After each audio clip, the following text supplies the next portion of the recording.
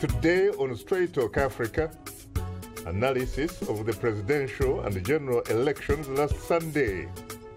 In the Ivory Coast, the incumbent is returned to power, and in Tanzania, questions regarding the legitimacy of the vote count on the mainland. And in the semi-autonomous island of Zanzibar, the poll has been annulled. That's coming up next right here on Straight Talk Africa.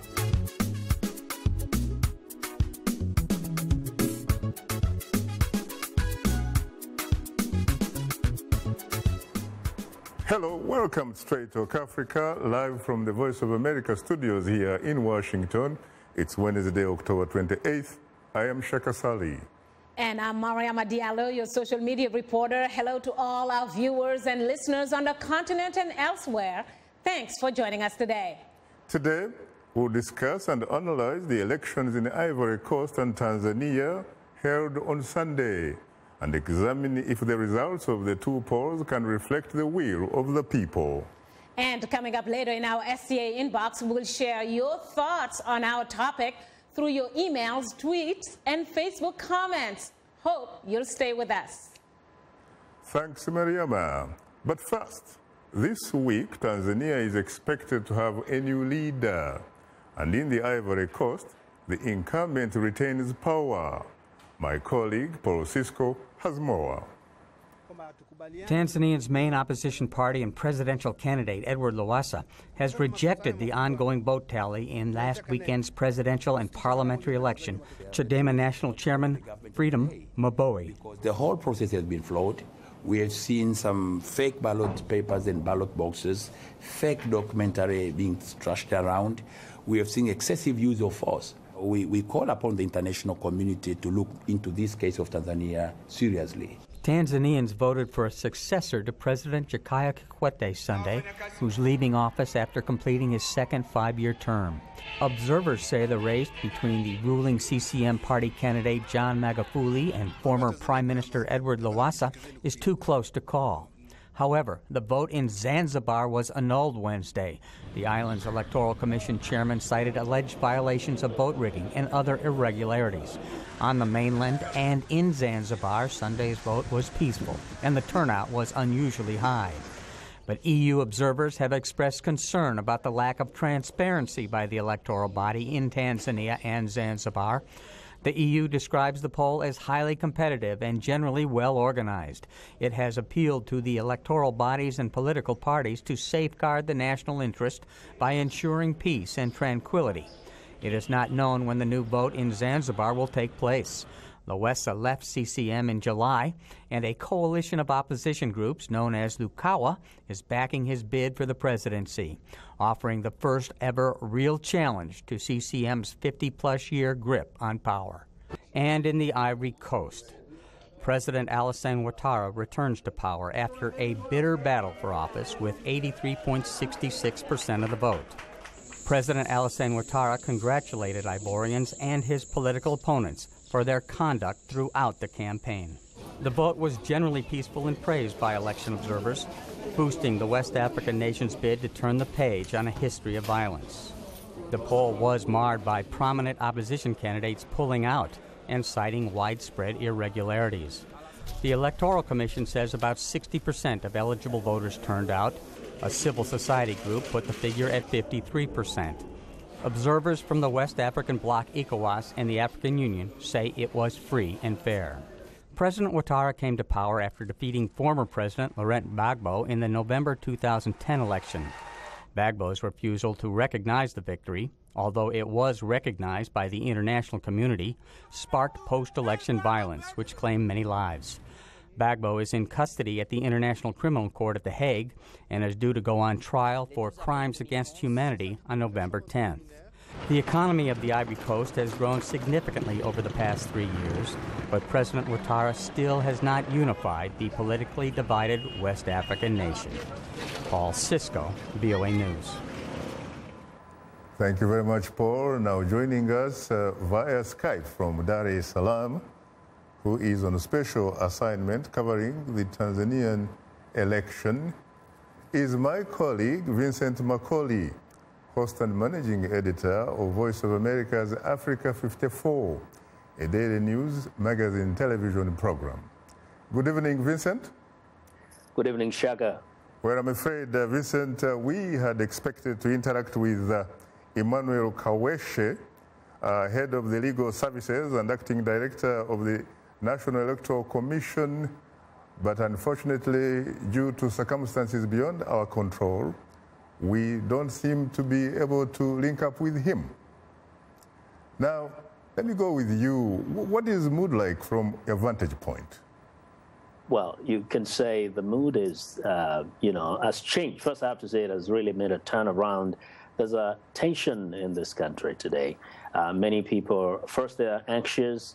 They don't know what tomorrow holds for them. They're very impatient with the process itself. And they are now very, very conflicted after the opposition said it does not recognize the results that are being released by the Electoral Commission. What is the conversation like at the Dar es Salaam Serena Hotel where I gather you're staying? You know, it's all mixed up. Some just reading so many things into the developments.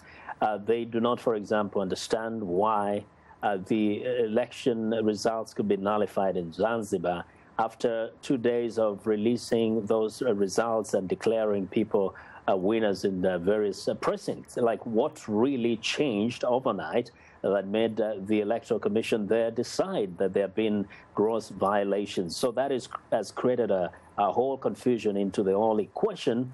But at the same time, now the opposition, having said that it does not recognize the results that are being read and demanded that there should be a manual recount, has made people now start changing the conversation and wondering what is the future of the very peaceful Tanzania. What is going to happen tomorrow is another question, because the Electoral Commission is expected to declare officially who won the election. Will the chairman of the Electoral Commission, Justice retired Damian Lubuva, really announce the new president of Tanzania under these circumstances? And in fact, if he does, this is a question I had hoped to ask Mr. Kawishe. If he does, it looks like, according to the Tanzanian constitution, it gets the powers. It has the powers really which are akin to being a dictatorship. In other words, their result, the announcement that they make is final. It cannot be challenged in a court of law. Is that what you are also hearing? That is what I'm hearing. I actually put that question to the leader of the opposition, Mr. Edward Lowassa, today when he was conducting the press conference, and they said there is no legal recourse under the Tanzanian constitution. So everything rests on the powers and the good heart of the Electoral Commission. They can only petition to the Electoral Commission, but whatever the Electoral Commission decides becomes final. They cannot go anywhere, and that's the law in this country. What about also the fact that the election in Zanzibar has been annulled, and yet they do have, of course, a role to play in deciding who becomes the next president of the United Federation of Tanzania? What happens to the election on mainland, really? Doesn't the annulment on the island affect what is going on also on the mainland? That is what people are saying, and especially the opposition is saying. If indeed there were those massive gross violations on the island of Zanzibar, the opposition has pointed to similar incidents on the mainland. Why then would you say that the election in Zanzibar is not good enough to hold, but try to announce and confirm the elections from the mainland? At the same time, remember, Zanzibar elections is kind of two-tiered. They vote for the Zanzibari president and the members of the Legislative Council, House of Representatives in Zanzibar, but at the same time, they are voting for the presidential candidate for the entire Tanzania, members of parliament. Now, what some people don't even understand right now, do you nullify only the votes for Zanzibar, or do you nullify votes also that affect the mainland and affect the presidential candidates and members of parliament? But if you do not do that, how do you explain the fact that the polling stations were the same? they voted in the same polling stations, and if there were irregularities in one poll, it obviously then affected all the votes that were cast in that particular polling station. Well, there is a development as far as the United States government is concerned, apparently. It has released a statement asking the Zanzibar Electoral Commission to continue with the electoral process. In fact, go ahead and announce the results as they are. Have you heard anything in that direction? I haven't had anything so far official in that direction, but I think it will be very interesting, yes, to get more reaction from the government and the National Electoral Commission, because the international monitoring teams, including that of the Commonwealth led by former President of Nigeria, Goodluck Jonathan, that I spoke to yesterday, and there is also a commission, the European Commission Observer Group. They have all passed the same verdicts that the elections were free and fair, including in Zanzibar.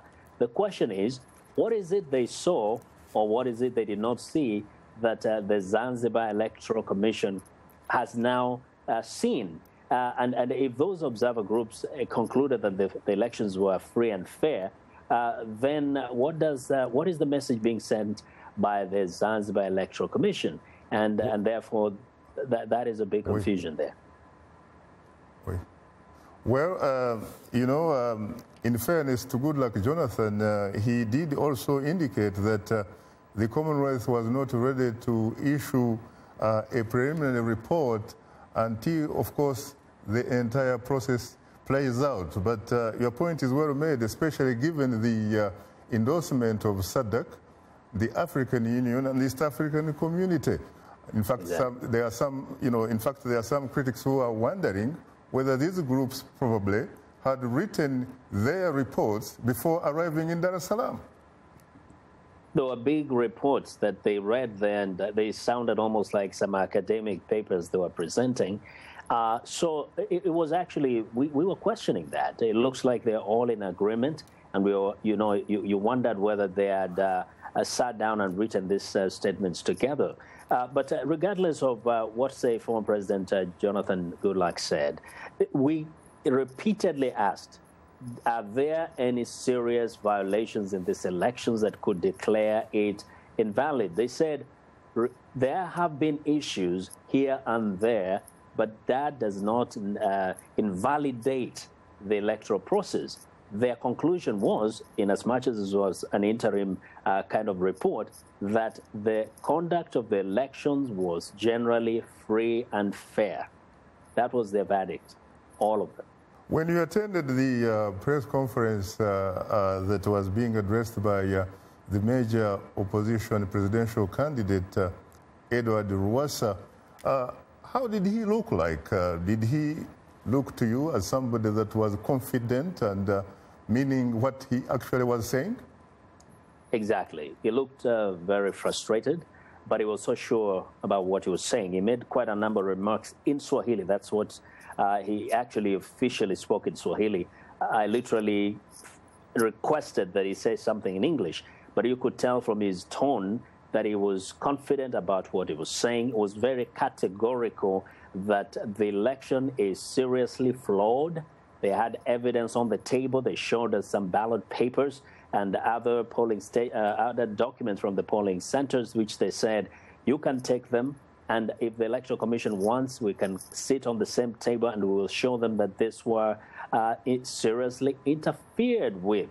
And they were very clear about not recognizing the results of this election. It didn't seem like they had a wiggle room there. They were very serious about that, and they insist the election has either to be completely annulled on the whole country, or they have to go back and do a manual recount. And they made references to Florida, 2000, and they said even in America, where they're so sophisticated, they resorted to manual counting, and they want that to happen if this election will be considered credible. Well, unfortunately, time happens not to be our best ally, Vincent, so we'll have to stop right there.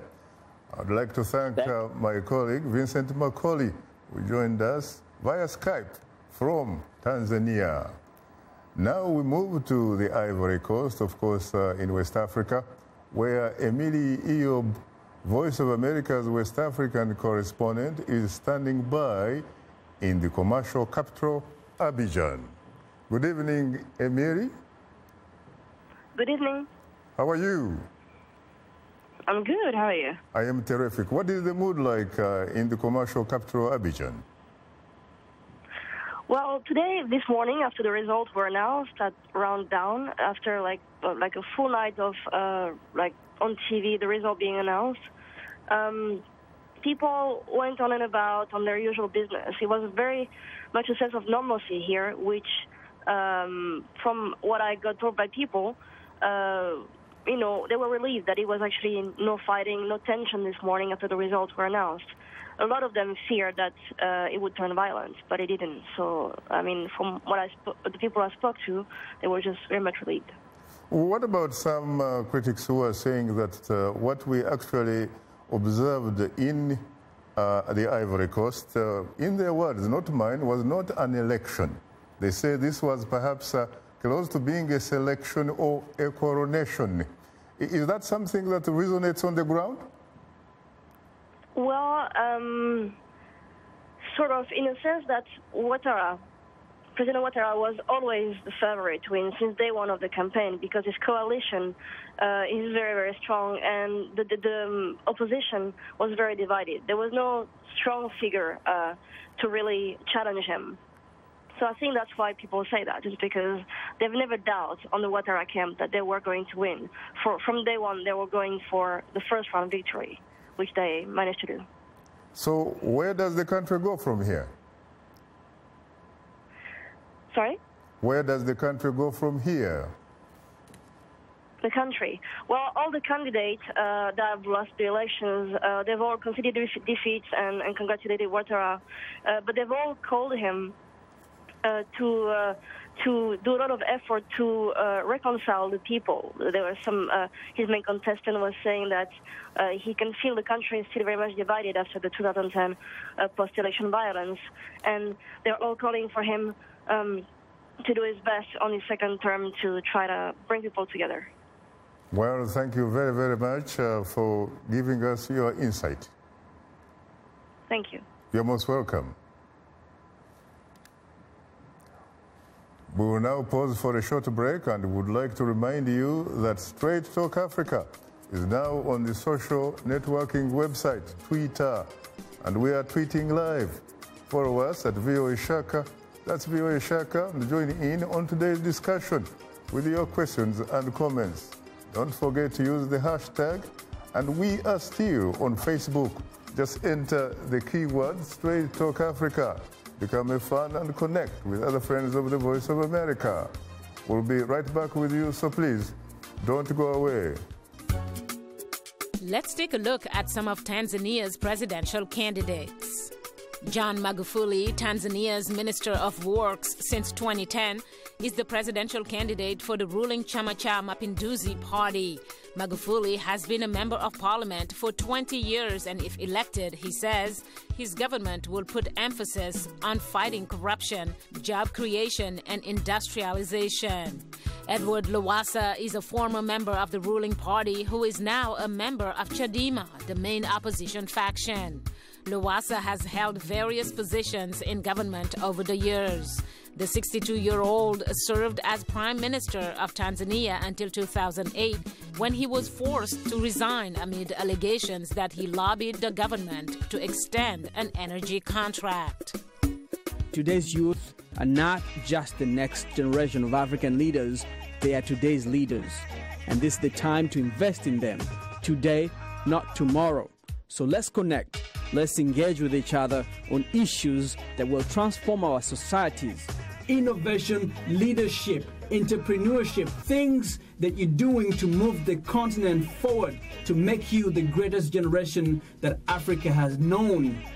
It's Up Front every Wednesday, 1730 UTC, right here on the Voice of America. This is Straight Talk Africa on the Voice of America. What is your opinion about today's topic?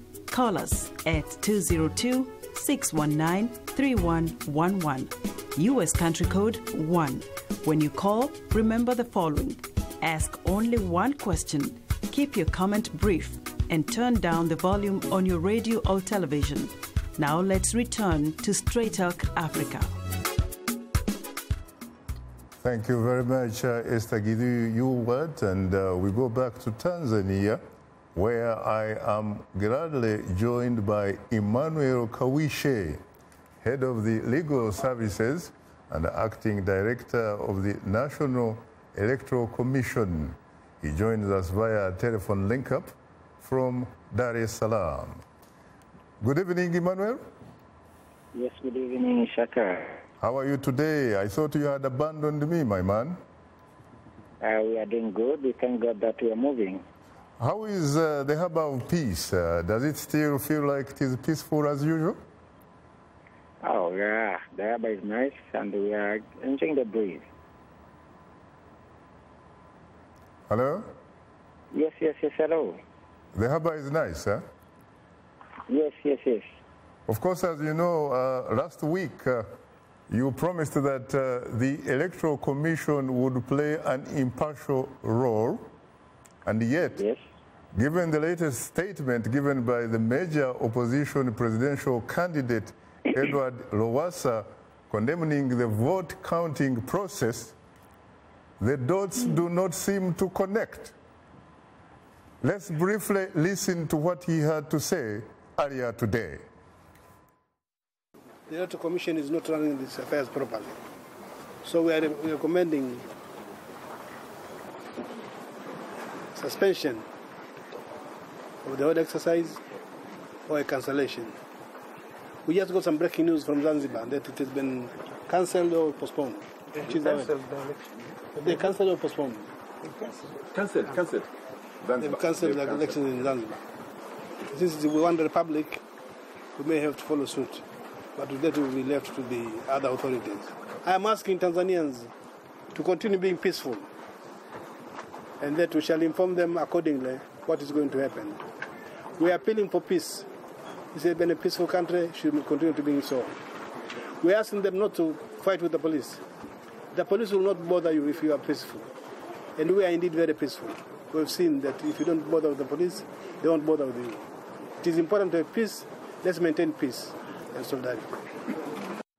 You heard it, Emmanuel. If you were to talk to me from the deepest, better part of the bottom of your chaga, heart, and soul, do you still stand by your word?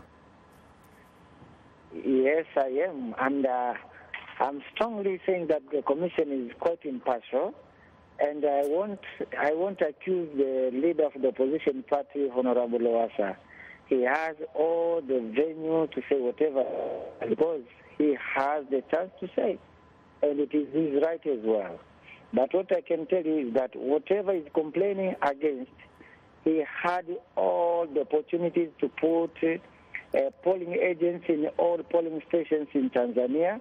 Throughout the country, he had the polling agents. So whatever the commission is announcing right now, received from the constituencies, is from the forms which were signed by the polling agents from both political parties participating in the election in whatever level it is. So with him saying that whether the electoral process is not fair, it's fine because that is his perception, my brother Shaka.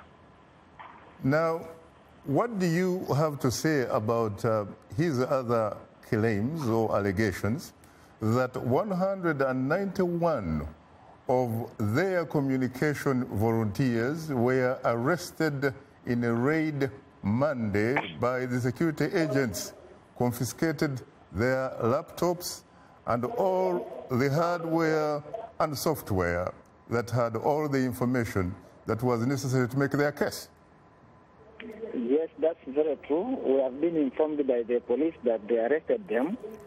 And since it is a police case, you know that once the police arrest you, there must be something leading them to arrest you. They won't arrest you for the sake of arresting. And if the volunteers were arrested, it means that the police force has something to rely on to arrest them. So, though it is a police case right now of which I cannot make a comment on, but I am working, the other citizens working, others are moving here and there, but they are not arrested. Why those 91 guys? It means that there is something which is of a criminal nature perhaps they were doing. That's why the police have arrested them. What about someone who will say, wait a minute, how come it is activists or supporters of Chadema who are being arrested? In fact, there have been reports whereby the police came and picked ballot boxes and ran with them. And we have not heard that, for example, happening to the supporters or the agents of the ruling Chama Pinduzi Party. What about other reports about plea-ticked ballots that had also been found with supporters of Chadema? I mean, not Chadema, but CCM. I can assure you that you can go to Iringa right now and you will find the supporters of CCM in custody as well. Those who took the ballot boxes and ran away, they were arrested. They are in custody. They have been interrogated right now. It is that because it is for the ruling party, it is not that much spread out like the opposition, because always it is taken that the commission allies with the ruling party, something which is not true. Though for us, we feel that we are impartial, we do according to the law. I tell you, whoever violates the law is arrested.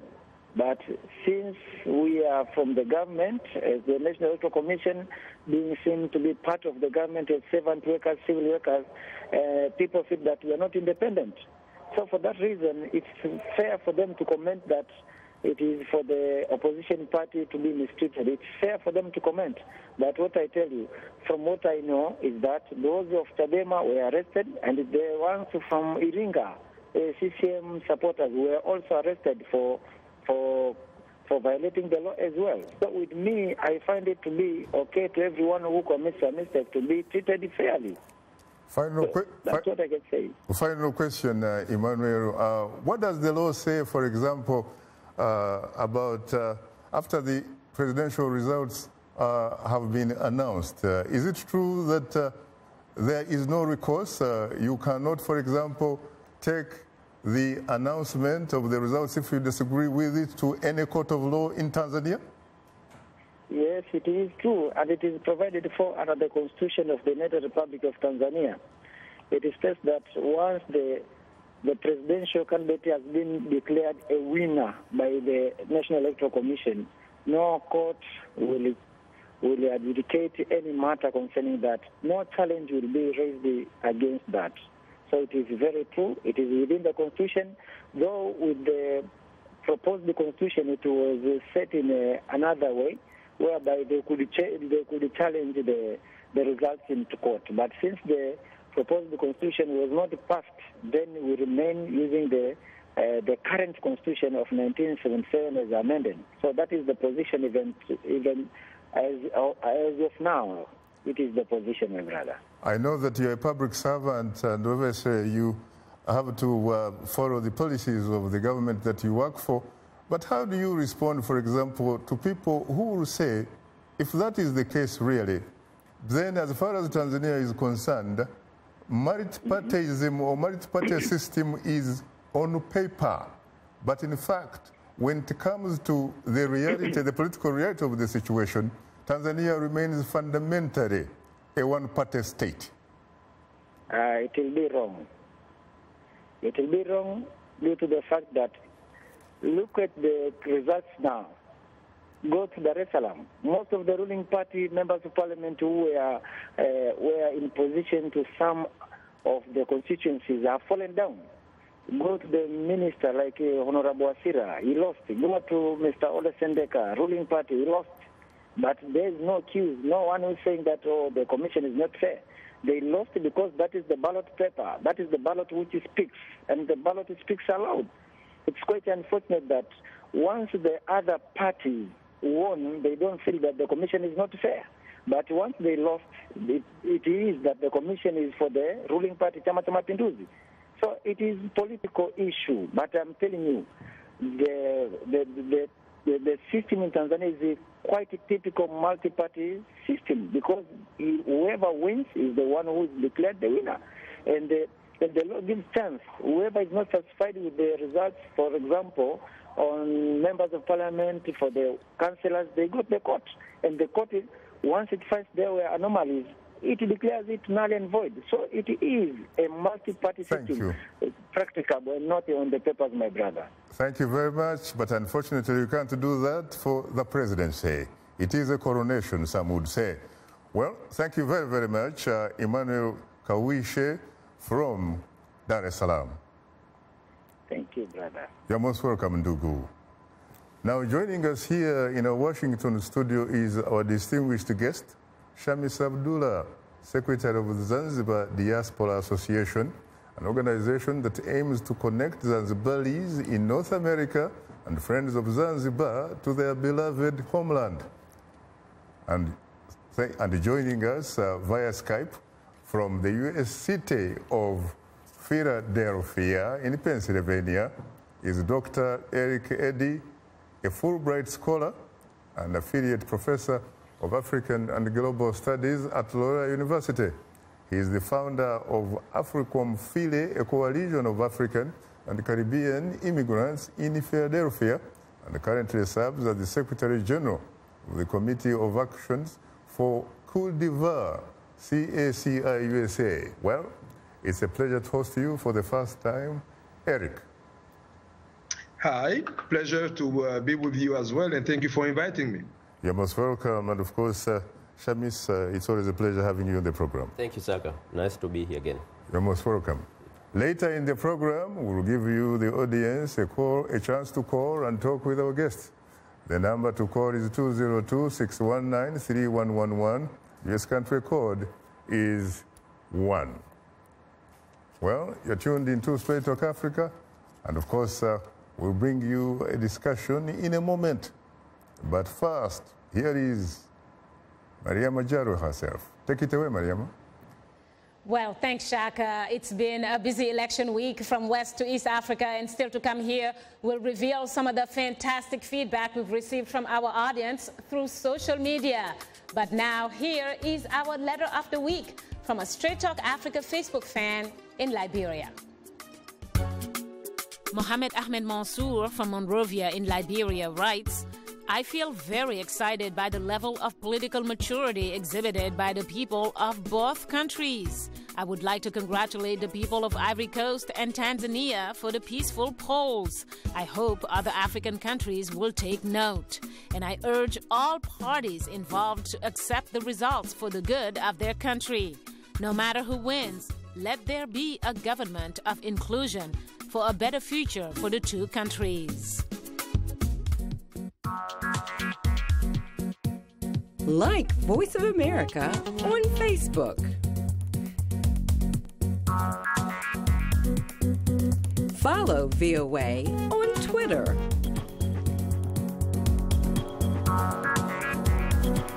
Join VOA on our YouTube channel. Like, follow, join VOA. This is Straight Talk Africa on the Voice of America. Call us now with your questions and comments.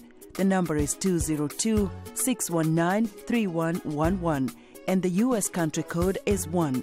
Call us direct and we'll call you right back. Remember to turn down the volume on your radio or television and keep your comments brief. Now back to Straight Talk Africa. Thank you very much, Esther Gidhui-Ewart, and welcome back to Straight Talk Africa, live from Washington. Once again, it's time to bring in my colleague and social media reporter, Mariama. Take it away again, Mariama. Well, thanks, Shaka. Ivory Coast incumbent President Alassane Ouattara has won a second 5-year term in office. The Election Commission says that Ouattara took about 84% of the vote on Sunday's election.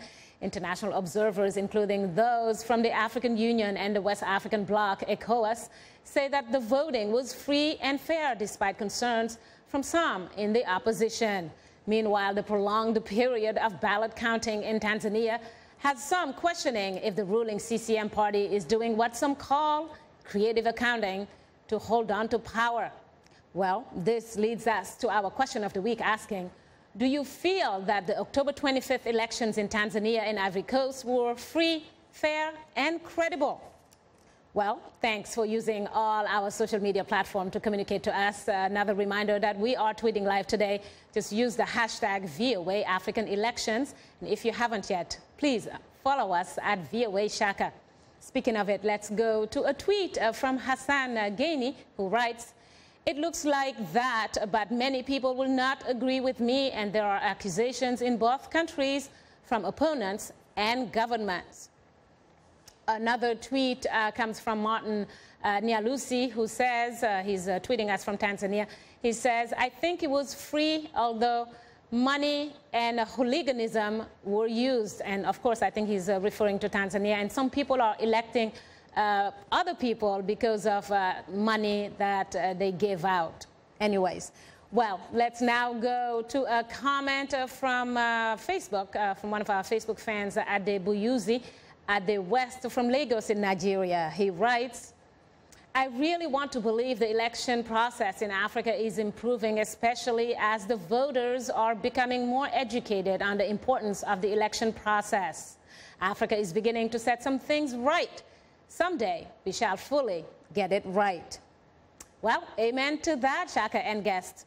Your thought on these comments? Thank you very much, Mariama. What about that, Shamis? Your reaction? Well, my reaction, I feel like this election is a shamble, both in Zanzibar and in mainland, you know. What Mr. Lowassa said today is typically clear. You have one constituency, two constituencies that have same numbers. You have result was announced, and until last minute, the military came in to the Electoral Commission and stopped it, counting, and then cut off the power on the whole island. Within 45 minutes, the power come back. They say the election will be announced tomorrow, and tomorrow they canceled the election. So there was confusion in the ruling party because they lost the power. Does that make the election a shambles, or is it perhaps the counting process really? Because the whole process people came in droves and cast their votes. Yes. You know, in Zanzibar, actually, the election went more smooth compared to mainland. There was more irregularity in mainland. There was many areas the ballot boxes didn't arrive on time. Even people who were not able to vote on Sunday, they have to vote on Monday. On Monday. Yes. There were pictures of some candidates. They were not matching with their names.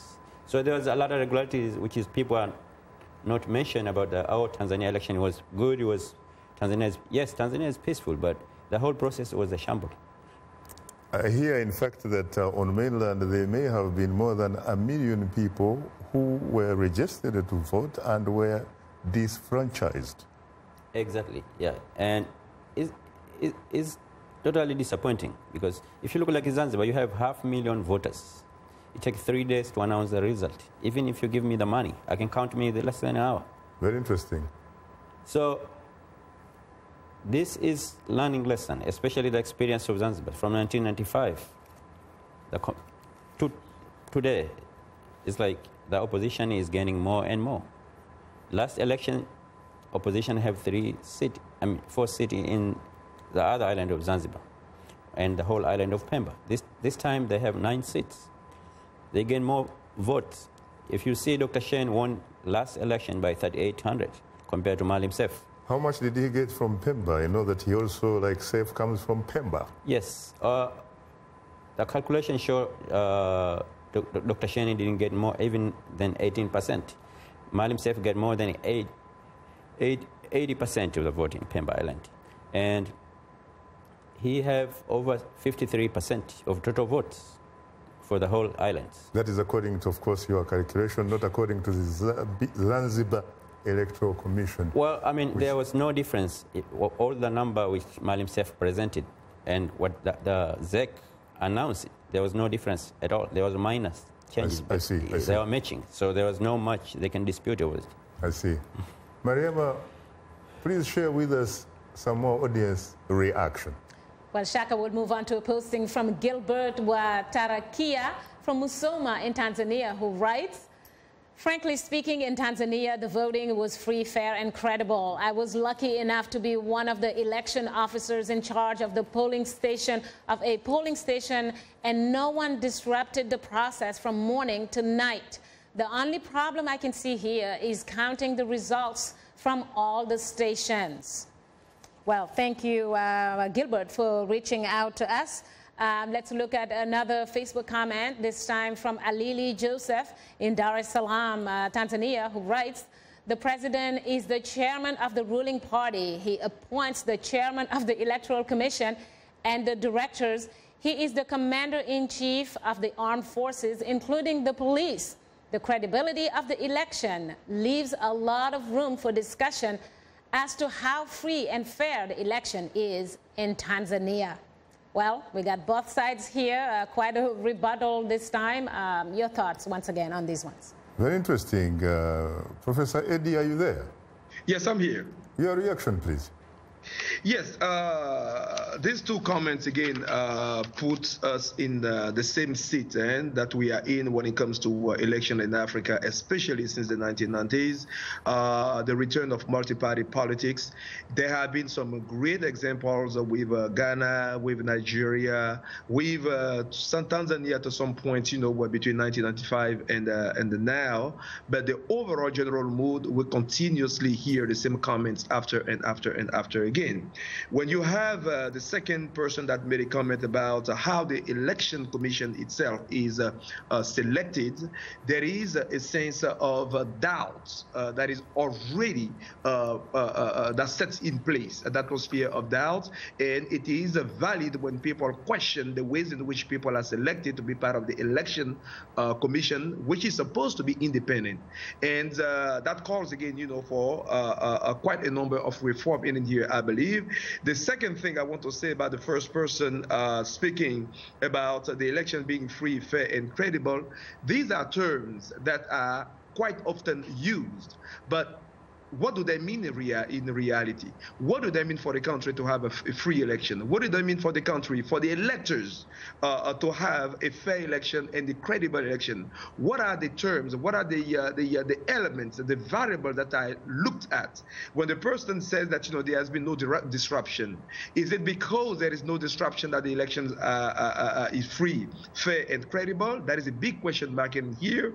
And then the same person said, well, the only problem I can see is about counting the ballots. But the ballot, counting the ballot, is a big chunk in the election because you win the election out of how many votes you were able to get. So both comments in here brings to the table, according to me, brings to the table the same analysis that, you know, we'll be having and the same problems that have been actually reading elections in Africa in general, especially in the second half, since the 1990s. Thank you very much for your insight. Thanks, Mariama, for bringing us this week's audience reaction. Great points there made by the professor. Well, that will do it for today's social media segment. Just a reminder that we appreciate all the feedback, whether it's in social media form or using other means to communicate to us. Please keep them coming. If you are a new fan, just drop us a line at africatv@voanews.com. Once again, our email address is africatv@voanews.com. Or post your comment on our Facebook page. Just enter the keywords Straight Talk Africa. Be sure to visit us online at voaafrica.com, or you can join our YouTube channel. Sign up to VOA TV to Africa, and don't forget to follow us on Twitter at VOA Shaka. Another reminder that the show is streaming live every Wednesday. Go to the VOA Straight Talk Africa TV program page on our website, or simply watch us on your mobile device. Just download the VOA mobile app. Now, let's take a look at what's on tap for next week's program. Next time on Straight Talk Africa, we'll explore the secrets of doing business in Africa from an American corporate executive's perspective and share how U.S. companies can best play catch-up with the fastest-growing continent. That's next week, right here on Straight Talk Africa. A reminder that you are tuned in to Straight Talk Africa. To participate in our discussion, please call us at 202-619-31111. The U.S. country code is 1. We'll continue our discussion in a moment, so please don't go away. Let's take a look at some of Ivory Coast presidential candidates. Incumbent President Alassane Ouattara was running for a second 5-year term. His 2010 victory against then-President Laurent Gbagbo sparked a civil war, which killed more than 3,000 people and dealt a serious blow to the country's economy. A former senior official at the International Monetary Fund, Ouattara has been credited for reviving the world's largest cocoa producer as a magnet for investment after the civil war. Incumbent President Alassane Ouattara just won his second 5-year term. Pascal Affi-N'Guessan is President Ouattara's main challenger in the presidential race. He's the leader of former President Laurent Gbagbo's center-left political party and Ivory Coast's only major opposition group, the Ivorian Popular Front. N'Guessan, 62, has held several government positions, including Prime Minister and Tourism Minister. During his campaign, he has vowed to heal the country's wounds from past conflicts and address economic inequality. We are able to touch on things that are important to people on an everyday basis. We hope that our viewers are getting inspired when they watch our show. They're getting a view of the world from a different perspective, things that perhaps are not in their immediate vicinity. Today, I could put in on the show something that is a little different, a little unique, and this gives me that, inspiration to come to work. If you liked today's show, please write and tell us what you think or give us some suggestions. Be sure to tell us what station you're tuned into. Our address, Straight Talk Africa, Voice of America, 330 Independence Avenue Southwest, Washington, D.C. 20237 USA. Or send us an email at africatv@voanews.com. Log on to our website at voaafrica.com. Or post your comments on Facebook. Keywords Straight Talk Africa. Thank you very much, Esther Gidui Yuat. And of course, this is Straight Talk Africa, coming to you live from Washington. I'm told that I have to go for the lifeline of the show, which are the telephone callers. Good afternoon, Professor Boaz.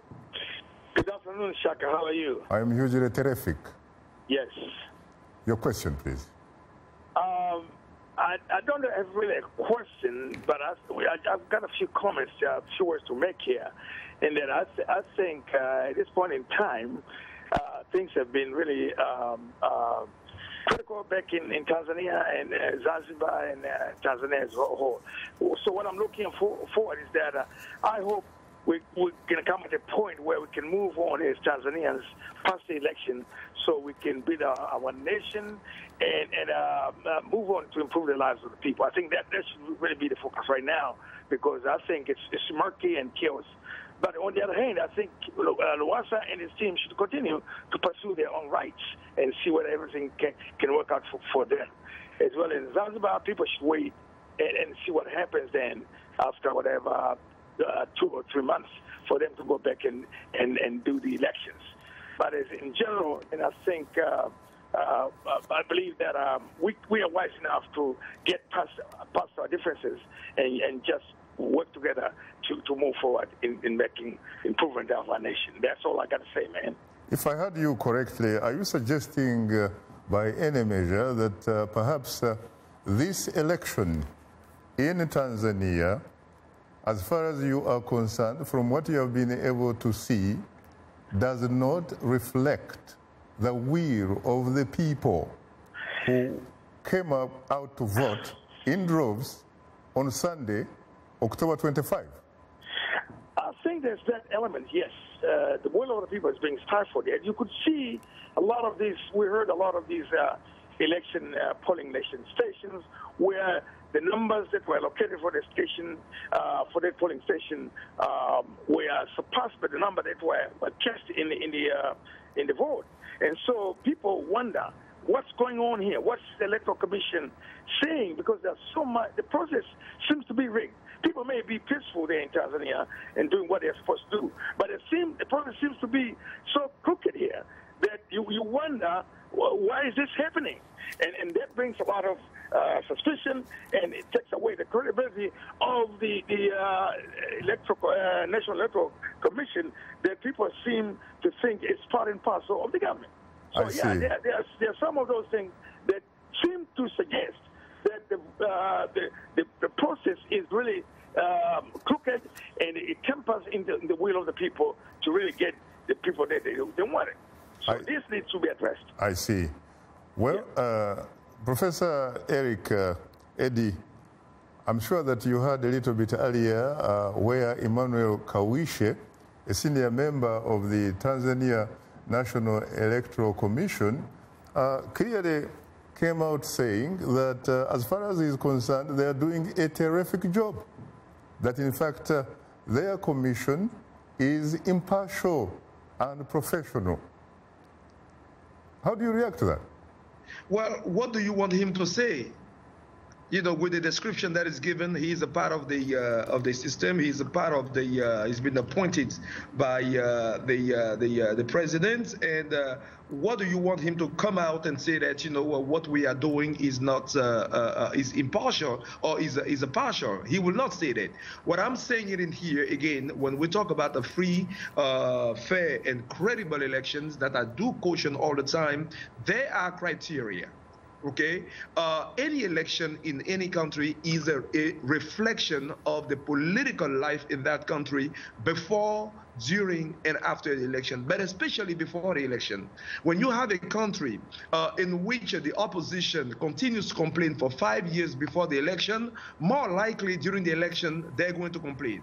When you have a country when before the election, opposition members or even the other political parties or political leaders complain about how the Electoral Commission is put together, more likely during the election and after the election, you will have those sort of complaints. So for me, in my analysis, I'm not be surprised to hear the leader of the Electoral Commission say that he is doing a credible job until, right, you have sufficient proofs brought by the opposition to show that, hey, again, you have this and that. I can do a comparison real quick with the Ivory Coast. You know that in the 2010 election, there has been a lot of complaints and a lot of contention around the Electoral Commission, the ways in which the Electoral Commission announced the results that was supposed to be provisional results, and the election should be confirmed by the Constitutional Council. That same Electoral Commission never claimed or never said that they did something wrong. And the same leader or the same president of the Electoral Commission in the Ivory Coast is the one who, again, presided over the organization of the election on October the 25th here. So all that to say that I'm not surprised of what is being said by this gentleman about him doing a great job. All I'm cautioning is that there are criteria to determine whether an election is free, fair, and credible. Let's go through those and see exactly and check if the opposition or all the candidates, you know, had the free access or the same amount of time to the media, for instance. Let's see if in a different precinct they have representatives. Before the election, let's see the general mood. Was there or is there any law in the Constitution that allows political parties to benefit, for instance, from state expenditure or state fund to run the campaign? Are all those things respected? Then we can lean forward. Now, the last thing I want to say, whether the election is free, fair, and credible, very often we hear the opposition talking about that. But again, although I know that most of the time political parties in power are responsible for any rigged election or any fraud, we should not also exclude the fact that opposition political leaders can also be liable when it comes to the question of fraudulent elections. I see, I see. Shamsa, what about the issue of what some experts actually regard as or call corporate political ego? You are talking about Chama cha Mapinduzi, which has really been in power for more than 50 years. Yes. If you think about TANU, of course, uniting with Afro-Shirazi Party. You're talking about, you could say, in fact, what we know as Tanzania today has frankly been in place for 50 years plus. Do you sincerely think that it's very easy for them to cede or surrender power, really? Or is there something going on in their mind? I say that because I remember, for example, that the PRI, the Institutional Revolutionary Party in Mexico, ruled for 71 years. Yes. I also remember that KANU, the party in Kenya, ruled for 40 years before it was toppled. What about the corporate political ego? How do you go about it? What I see in Tanzania is is a lot in social media, what you just mentioned very much. CCM is trying to return the power, but they have lost the base overall. 54% of the voters are youth in Tanzania now. You know, and CCM think still they can just use Nyerere name and other stuff. You can find those old people talk about Nyerere legacy and all this, but younger people want a development. The new demographics. The new demographic. They want to change. The social media. Yeah.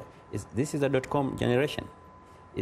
They want to change it. They want a development. They want to be on the radar. They're frustrated the way the pace of development is going right now. So do you agree with those who in fact say that when you have election that we just had really in Tanzania and Ivory Coast, and indeed across a lot of, really, across Africa, perhaps with the exception of less than 10 countries, really, do you agree that what happens there, really, it doesn't matter, like someone suggested, who comes to vote for you? What really matters is about who counts the vote? Exactly. This is a big question now for, I think it's all over Africa, is a big question to ask ourselves. How do we move forward having the Electoral Commission, which is not partisan? Like you see the Electoral Commission of Tanzania, you have a retired Judge Lubuva, but he's surrounded, all his deputy, the Secret Service organ. So he have no power to do much, to change or to influence the reform of the electorate very much. If you go in Zanzibar, this time they were unable to manipulate it very much. The opposition, they were prepared very well. They know the loopholes where the government was using to manipulate. But still there is a question. If the process went very smooth in Zanzibar, people voted peacefully and they counted, and when it was found the government have lost the power, now they come, the election commission, and involve military, and annul the result. This is something which is, I believe, even in Tanzania, for Magufuli or whoever come, it's going to be the big headache, because I don't think he have much credibility for his election. Now, a lot of these national electoral commissions are called independent national electoral commissions, and that, in fact, they are not independent at all. Perhaps we need to look for a formula that brings about a commission of, electoral commissioners who reflect the political reality of the political tendencies. Well, this is unfortunately, on that note, time is not our best ally, I am told. On that note, thanks to our distinguished guests, Shamis Abdulla, Secretary of the Zanzibar Diaspora Association, and Dr. Erika Eddy, the Secretary General of the Committee of Actions for Cote d'Ivoire.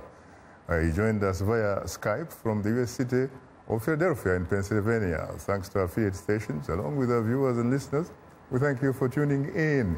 For many of our Voice of America radio affiliates, Learning English is coming up next. And tomorrow morning, Daybreak Africa with James Bate. On behalf of the Voice of America, thanks for tuning into Straight Talk Africa.